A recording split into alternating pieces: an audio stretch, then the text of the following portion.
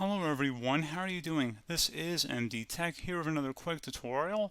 In today's tutorial, I'm going to show you guys how to change your mouse pointer speed on your Windows 11 computer. So this should be a pretty straightforward process, and without further ado, let's go ahead and jump right into it. So all you have to do is select the magnify icon down in your taskbar and search for Control Panel. Best result should go back with Control Panel listed right above App, so go ahead and open that up. You want to set your view by to large icons and then go ahead and select mouse. So at this point you can go ahead and adjust the double click speed right on this first tab here, the buttons tab. You can make it faster or slower.